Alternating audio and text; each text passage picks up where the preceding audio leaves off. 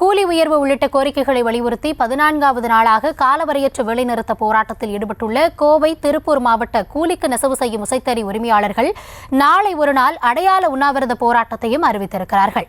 இதுகுறித்த விவரங்களுக்காக இணைகிறார் எம்முடைய செய்தியாளர் ஞானசேகரன். கூடுதல் விவரங்களை வழங்கலாம். நிச்சயமாக கூலி உயர்வு உள்ளிட்ட கோரிக்கைகளை வலியுறுத்தி கோவை, திருப்பூர் மாவட்ட கூலிக்கு நெசவு செய்யும் விசைத்தறி உரிமையாளர்கள் காலவரையற்ற வேலை நிறுத்தம் கடந்த 19ஆம் தேதி அன்று முதல் தொடங்கினர்.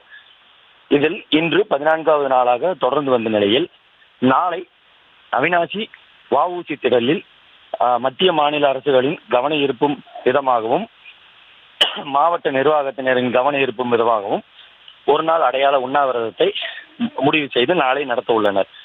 மேலும் இவர்களுடைய பல்வேறு கோரிக்கைகளை வலியுறுத்தி சுமார் 14வது நான்காக வேலை நிறுத்தம் தொடர்வதால் விசைத்தறி கூடங்கள் தொடர்ந்து இயங்காமல் இப்பகுதியில் உள்ள கிராம பொருளாதாரம் வெகுவாக பாதிக்கப்பட்டு வாழ்வாதாரமே கேள்விக்குறியாகும் நிலை ஏற்பட்டுள்ளதாகவும் வருத்தம் தெரிவித்துள்ளனர்.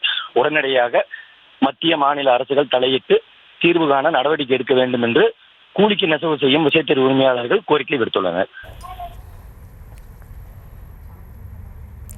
விவரங்களுக்கு நன்றி ஞானசேகரன்.